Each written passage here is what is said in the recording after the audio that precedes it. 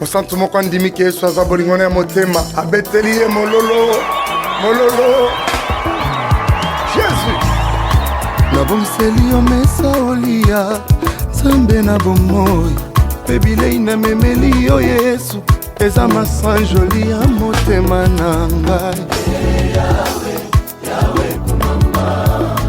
biso totongeli yo tante kaka moko oyo ovanda po biso nyonso na Moïse na Eli toza bikelamu yo nde mokele Alléluia Ate awe Kembeza ya yo Yembi na lo yembo Yawe Alléluia Na mwana na pate Obongi na kembo Yango basantu togangi Alléluia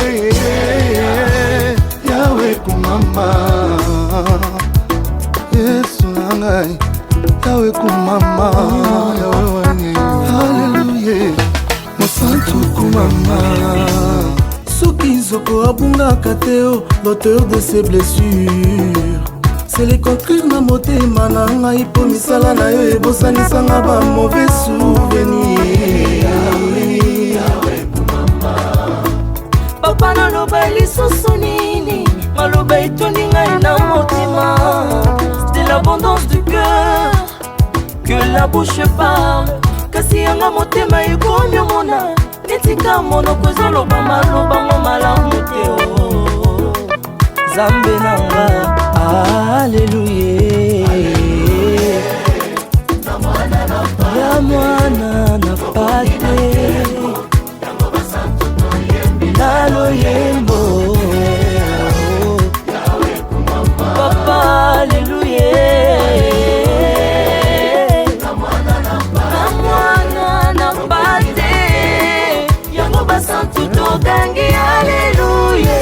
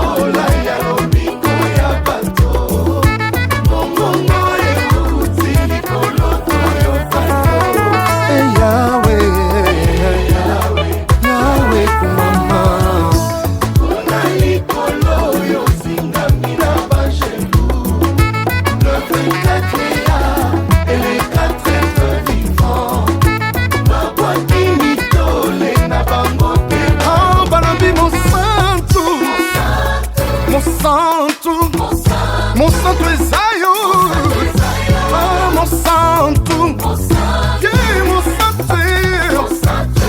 Monsanto You are holy Holy Tu es saint Oh tu es saint Kumama Yesu na ngai Kumama Monsanto na lola Toyoko yembela yo Tumemeli yo mpaka malasi Tosopi mitema Yesu Basantu totomboli bonzambe na yo Kumama Yawe Sije ya masanjoli nanga Ezali yo elombe Sije ya loyemba shekina Ezali yo elombe Zambe oyalalaka te Ezali yo elombe Mokonzi oya kufaka te Ezali yo elombe Papa oya bwakaka te Ezali yo elombe Mobali oya boyaka te Ezali yo elombe Oh kumama Yawe Nabwaki lolendo nanga liboso na yo mokonzi Nabwaki bagrade nanga liboso na yo mokonzi Nakiti na mabolongo yaya Nagumbameli yo mosantu Nakiti na mabolongo Yesu namemeli yo ndelo yembo nabwaki boyebi na nga liboso na yo mokonzi nabwaki makasi na ngai ye liboso na yo mokonzi yawe kumama na yo yo nde nzambe na lola yo nde nzambe na bomoi nyonso ebonga na yo kolo nani aza lokola yo azali te namoni te kolo ya mbalo yembo ya mitema basantu kumama na yo mosantu bato bandi na lola papa batika yo yesu melo nzambe ngongango yango oyo yaya yokati mwa masa joli na ngai nzambe oyo akosa jamais ezali yo elombe mokonzi ya bapota mitema ezali yo elombe papa kumama na yo yo mosantu kumame Hallelujah.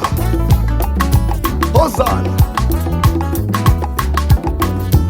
Mosantu sepela bipaezwa mio ganga ko ganga esengo Yesu sana bomoi. Hallelujah. Yawe kumama na yo yo mosantu kumame. Alléluia. Gloire au Seigneur. Jésus.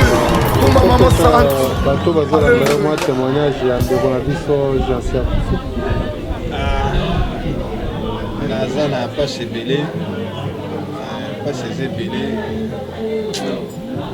naza émotionné na sango Jansi ezosala pasi pesa tinakoka te po ezosalanga bien ezosala bien te donc asenanga na nzambe abatela molimo na ye po ezaka pasi ata mbala nsima tokosokango me mpona lelo mpena aza na douleur makasi mpona ndeko wana akoka te entuka sori. Ouais, en tout cas, bon souvenir eza mingi. Jansi pana ngai aza penza camarade te maza ndeko. Natangi na Jansi classe moko école primaire presque nyonso. Tobeti na bango babale na ndenga Kishasa. Bango batiki biso na Kishasa babimi bakei kaka ndenge ezalaka. Toye kokutana lesu na mboko. Tant on a eu Afrique du Sud, na kutana Jansi awa, ayusanga mon frère ndengo ye awa. Bunda mayele kaka nzamba kosunga ko simba o sululu, ya wana benga ngo sululu, oza deja na sululu e ko simba. Eloko wana oyebisoka eloko ye terme wana benga ndeko na ngai na mboko yo mwasi aza eloko te lipeleki mwasi na valeur. Donc bon souvenir eze belé pour la Jansi donc tilelo atiki biso boy donc passe ndende kwa to loba tozokoka te sangwana yaki lokola mwa kake ebeti na matoyi na biso donc tozokomprendre te eloko wana esalami ndenge nini. Donc nzamba ya molimo ne na kimia topesi merci na bato nyonso bandimi ko participer na biso lelo mpona kokabola mawana ensemble pe tozo comfort famille bisika bazali na Kishasa bazala makasi nzambe nda pesi nzambe nda zwi biso toza eloko kosala te à part ndenge nzamba apesaki biso ye pe nzamba zwi donc topesi merci na bato nyonso merci. Une expérience na ngai personne dans ce monde a pu définir qu'est-ce qu'est la vie. Otilelo mutu moko aza na secret le wazate mutu pas na maîtrise ya le wazate. Jansi pona nga azali mutu moko ona koyo kobosana jamais parce que je me rappelle encore tant on a mboko sika azali parmi abami o ba mbaki ngai na nzela ya mabale et abane pe ko encourager ngai. Alors le wana ezaki le rôle kakebeti mais na makambo to senga ka nzambe merci. Il n'a permettre Makambo et le Kaboy. Bien qu'il est parti trop tôt, il est parti, mais il a mis à Zakaka. Vraiment, Nzamba se souvenir nae, Azaki Mutumala, non conflictuel, Azaki Mutuasan Sabatu, Nzamba Kanzata na Likaboana, AP Msema Nesikamoya Malamu. Vraiment mon frère Jancy, tokolinga yo pe tokolinga kaka. Repose-toi en paix. Merci vraiment pour la parole. Nga komo nga Christian, naza leki ya Jancy. Et ya Jancy asa biso passe mingi liwana ye vraiment et déranger biso la famille to leli mingi. Mais au monde biso toza ba Kristo. Ata tozo lela tozo kumisa nde Nzambe. Nzambe apesaki biso yaya azuye kombo na ekumisama. Pour na Jancy naza ba témoignage et puis ba souvenir et belé yaya na ngai wana. Azaki ya moko boboto alingaki kimia azaki kosangisa biso mingi. Et puis nayebi kazali na ba ambition et belé na vie na ye ba défi oyo alingaki a relever na vie na ye. Ya liboso yaya alingaki abeta bale azala star munene. Eloko vraiment oyo azaki na motema na ye yango wana, mais malheureusement akokisi yango te makambo belé aki ko empêcher, mais l'esprit na ye azaki toujours star. Ye mo banda komi benga international azana likambu na motote motone sengo vraiment tikanzamba za lokumu et biso baleki ototikali to landa nzela oya lakisaki biso ya malamu. Merci.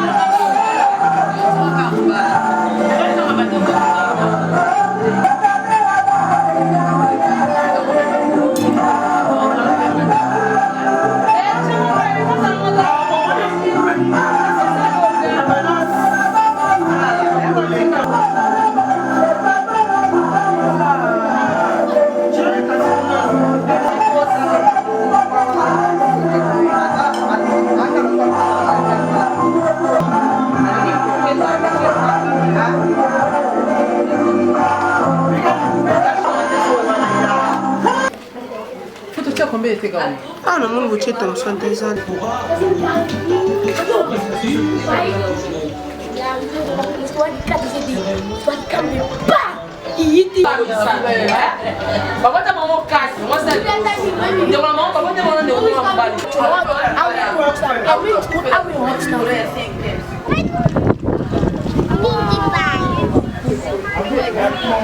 c'est que Koyiba n'a eu 150 000 $. Mata.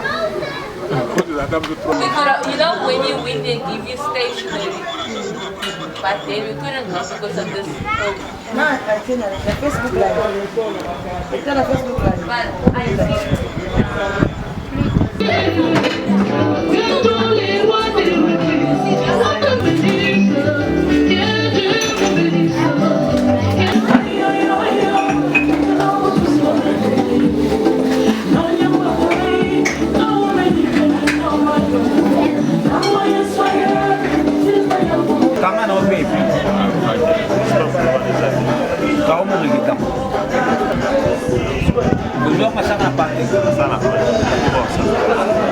Mon cœur, étant la famille, tu as vraiment saisi, tu as touché de voir que malgré l'absence de Jancy dans ces pays, les ana bateau bazo continuer comme maïna mitema na bango pe na nouvelle ya boye bazangi koyati et sali biso esengo makasi. Il y a bien des gens qui ont quitté le pays. Donc je disais l'Afrique du Sud, Bakenda, Tokyo yokape akufi, omoni pe leki nango bongo. Mais au moins pour Dinamo Batu Bazali, vraiment ça les Sengomingi. Richard, pour moi j'assume c'est un cousin.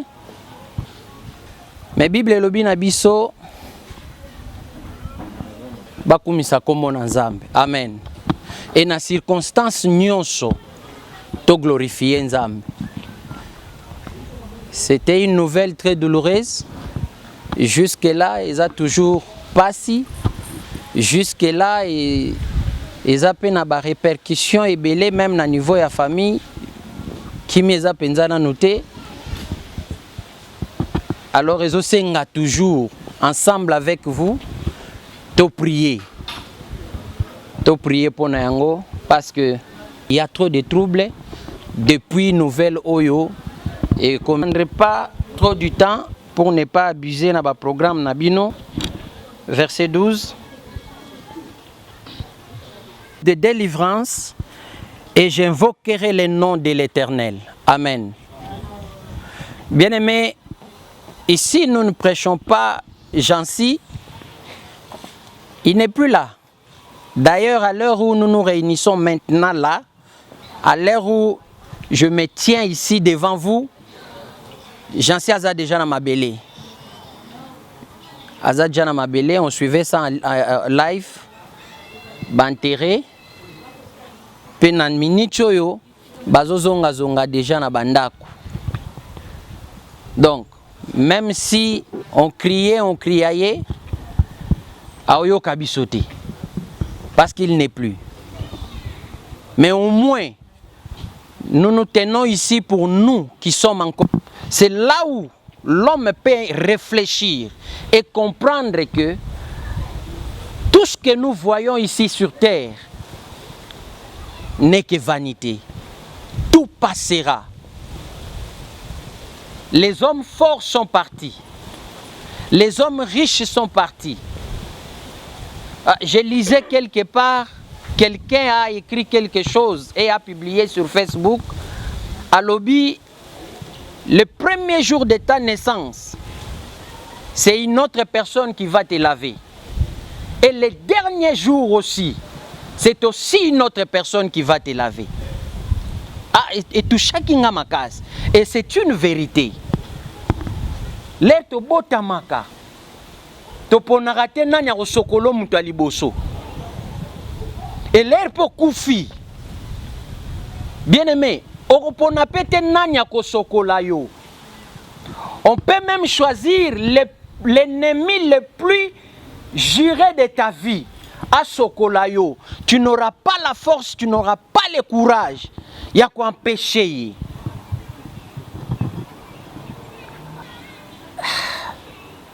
Ezakaka. Bon, Tokumi Sanzambe nenge tozana bomoy. Mais yebake. Nyon koleka. Amen. Nyon koleka. David a dit,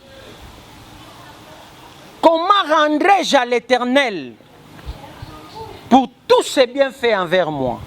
Bien-aimé, nini yo okyo pesa nzambe.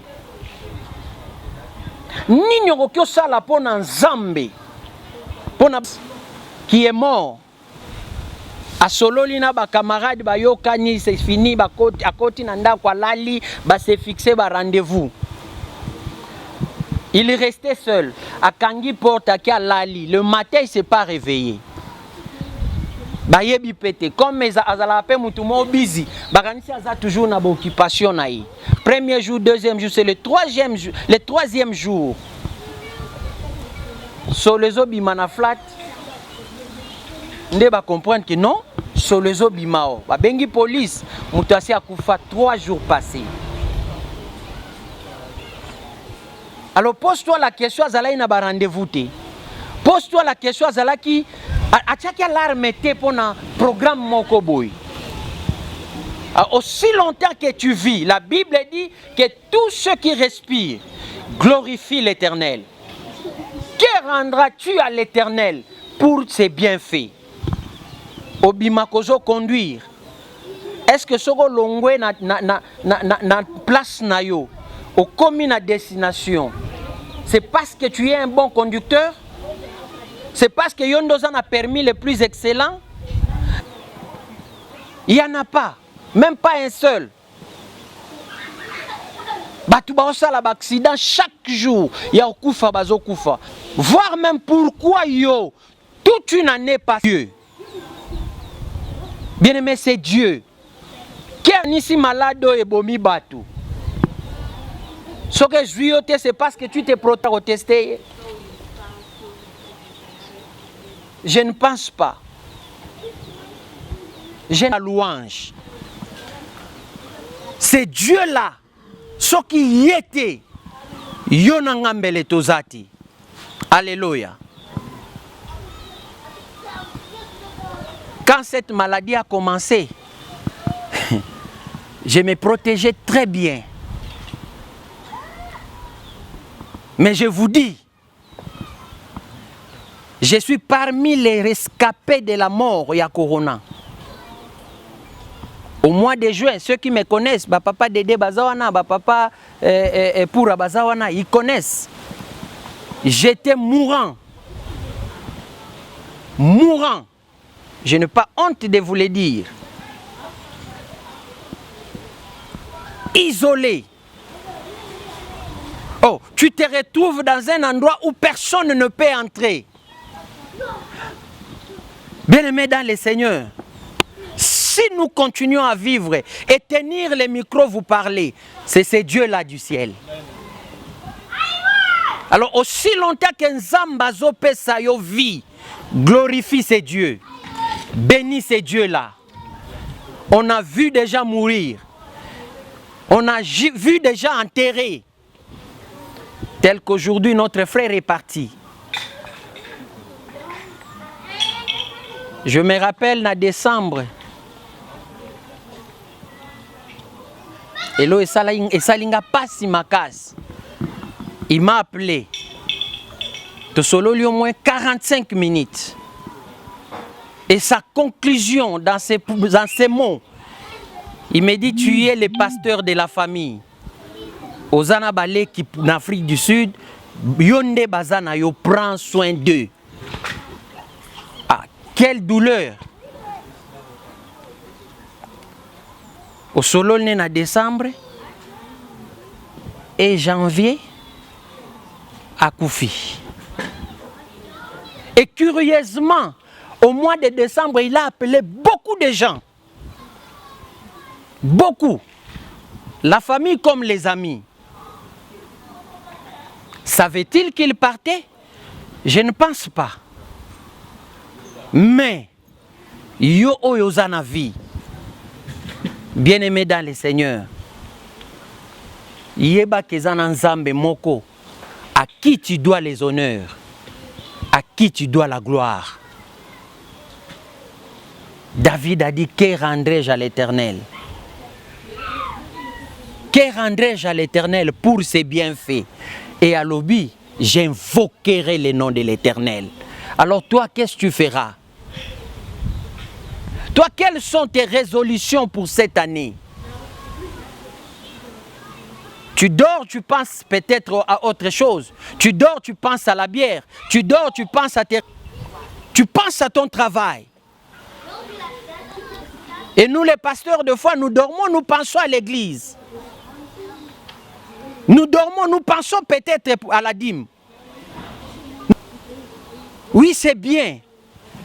Mais est-ce que tu te poses aussi la question, ne fût-ce que pour ce petit souffle, ah bien aimé, tombe malade. Surtout, joie corona, au comprendre, souffle. Et comme difficile pour naïe, et machine et ko suppléer souffle naïe zati. Akoufi. Souffle suffisant. Nakati nayo. Qu'est-ce que tu donnes à Dieu? Qu'est-ce que tu fais pour ces dieux-là? Un silence, c'est bien. Des fois, quand tu vois comme ça, tu dis, c'est bien. Mais alors, qu'est-ce que tu fais pour Dieu? Que rendrai-je à l'Éternel pour ses bienfaits? Bien aimé, nalinga qui juste n'a ramené na conscience, au comprendre que malgré tout ce que tu peux faire, il y a un Dieu à qui tu dois les honneurs, la louange et la gloire. Malgré tout ce que tu peux faire, kanisa kanzambe wan, azo sailo ya mingi. Aosa ilo ya mingi. Peut-être yo apesi yo libala. Misu bazana ngote. Peut-être yo apesi yo bana. Misu bazana ngote. Peut-être yo alongoli na kongoti ao. Misusu bazo intercéder même pour na okati Satan na braza. Mais ba trouver opportunité té. Non, regarde un peu, qu'est-ce que Dieu fait pour toi? Alors, ce qui est comme un niveau de vanité, nyonso to salak, mbongo, Masanga, kolata, kolia, komela, tout ce que tu peux même acheter pour ta maison. Et ça n'a pas vanité. Je ne dis pas que tu vivre été. Non, vivons. Mais tu es bakenzamba azali. Alléluia.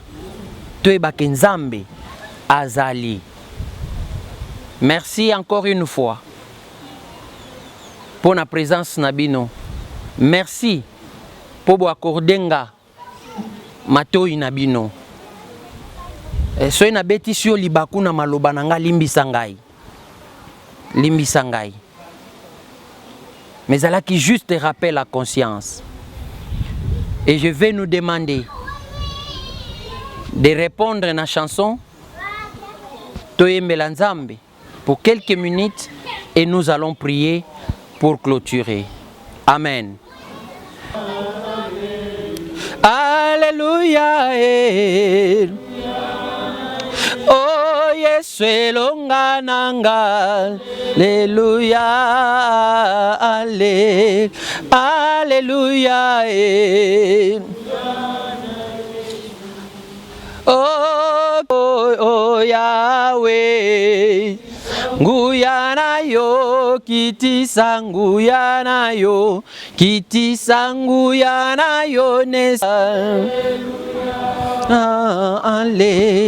Alléluia. Suzambe nanga. Alléluia. Alléluia. Glorifie Jésus pour ce qu'il fait dans ta vie. Glorifie Jésus pour cette circonstance. Tout ce qu'il a fait. Je ne dis pas que c'est Dieu qui a retiré, comme les gens ont l'habitude de dire. L'Éternel a donné, l'Éternel a retiré. Non, tout, ce n'est pas l'Éternel qui retire. Mais au moins tout, c'est l'Éternel qui permet. Il a permis cette mort.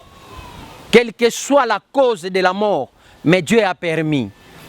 Alors, bénissons le nom de Jésus. Glorifions le nom de Jésus. Prions, alléluia. Éternel est Dieu. Nous disons merci, Papa, nous te glorifions. Seigneur, il n'y a pas de Dieu comme toi dans ce monde. Je ne connais qu'un seul Dieu, Yehoshua HaMashiach. Jésus, Dinamouene qui a l'agence, il est parti, Seigneur Dieu de gloire, parce que cette circonstance nous a permis de nous réunir en ces lieux et partager. Une personne écoute ces messages. Laisse que ton nom soit glorifié, Jésus. Mais par hasard, tu fais tout, Seigneur. Par ton grand vouloir, tu fais, non, Père.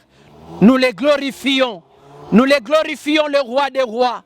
Mais continue à nous garder. Oh Père, cela prouve combien tu as mal de troubles dans la famille à cause de cette mort.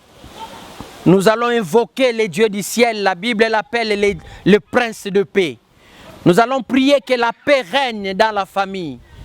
Écoutez, nous pouvons aller dans le deuil, mais notre présence ne console pas. La Bible dit pleurer avec ceux qui pleurent. Nulle part il est écrit consoler ceux qui pleurent. Parce que la vraie consolation, c'est seulement une seule personne qui la donne. Et cette personne s'appelle le Saint-Esprit. C'est lui le consolateur. C'est lui qui console les cœurs brisés. Bien-aimés, prions que Dieu console la famille. Prions que la paix règne dans la famille. Prions que Dieu apaise le cœur de tous les membres de la famille. Prions au nom de Jésus. Alléluia.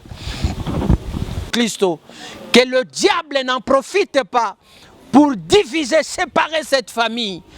Ô Seigneur Dieu de gloire, toi qui donnes la paix que le monde ne peut donner, viens, règne dans la famille, au nom de Jésus. Nous allons prier et détruire la puissance de la mort, l'esprit de la mort. Écoutez, la mort c'est comme un virus quand elle entre dans une famille et que vous ne la chassez pas. Elle prendra la première personne, elle peut prendre la deuxième et la troisième. Parce que les sorciers en profitent aussi pour continuer à détruire, pour continuer à tuer d'autres personnes dans la famille. Alors étant les enfants de Dieu, nous avons le pouvoir d'arrêter la puissance de la mort. Que ce fléau quitte cette famille. Que cette porte qui était ouverte de la mort soit fermée maintenant. Au nom de Jésus. Elle a pris une, qu'elle ne prenne pas la deuxième. Prions au nom de Jésus. Dans le nom puissant de Jésus. Seigneur, nous détruisons la puissance de la mort qui est deuxième ou une troisième personne dans cette famille. Au nom de Jésus-Christ, nous détruisons le pouvoir de la mort. Nous détruisons la maladie, les blocages, la malédiction que les sorciers peuvent jeter sur certaines personnes. Par, Seigneur, cette mort, au nom de Jésus-Christ. Règne dans la famille, Père. Domine, Seigneur Dieu de gloire, dans le nom puissant de Jésus. Dans le nom de Jésus. Alors, nous avons notre aîné, pasteur. Nous allons lui donner le micro, qu'il bénisse notre présence, qu'il bénisse nos vies et qu'il bénisse tout ce que nous allons aussi mettre sous la langue. Au nom de Jésus. Père éternel, Père de gloire, le justicier de l'espace, celui qui a le contrôle de toutes choses au Père de gloire. Si nous nous sommes réunis en ce lieu, Père, c'est d'abord pour te rendre gloire, ensuite pour pleurer notre jeune frère qui vient de nous quitter. Car il est écrit, l'homme ne pas mettre de son souffle. Tel que nous connaissons, c'est toi qui donnes le souffle, et c'est seul toi qui as le pouvoir de le retirer. Voilà pourquoi nous nous ensemblons pour te bénir. Sois béni, Seigneur, parce que tu es le Dieu véritable, parce que c'est notre force, c'est toi qui es notre force. Nous bénissons toutes les personnes qui sont en ce lieu. Nous bénissons toute l'assemblée, Père de gloire, et nous demandons que ta main puissante puisse opérer en ce lieu. Nous demandons que ta gloire, ta présence soit manifestée. Car il est écrit, Seigneur mon Dieu, lorsque nous nous réunissons en ton nom, 2 ou 3 personnes réunies en ton nom, tu es là. Nous nous croyons en ta présence, au Père de gloire. Voilà pourquoi je m'en vais demander que tu mettes ta main afin que tout ce que nous sommes en train de faire ici soit poussé par l'Esprit et que cela puisse nous donner encore la force. Je bénis, Seigneur mon Dieu, ceux qui ont préparé, tous ceux qui ont été dans les organisations de ce funérail, que tu puisses le bénir. Au nom de Jésus, je bénis les oreilles qui ont écouté la prédication et je demande que cette prédication, Père de gloire, puisse encore nous consoler.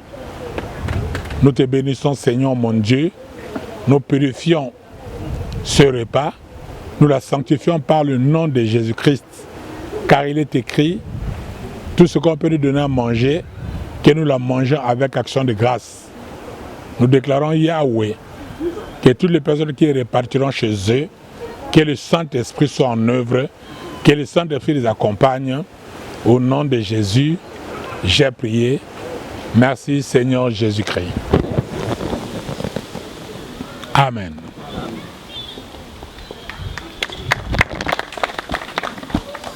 Merci, que Dieu vous... Il y a quelque chose préparé. Alors, on va nous distribuer ça. Mukeo yokozwa, yakomela omeli, yakolia olé. Et après cela, nous ne saurons pas retenir tout le monde. Encore une fois, que Dieu bénisse votre présence. Nous sommes très contents de votre assistance. Amen.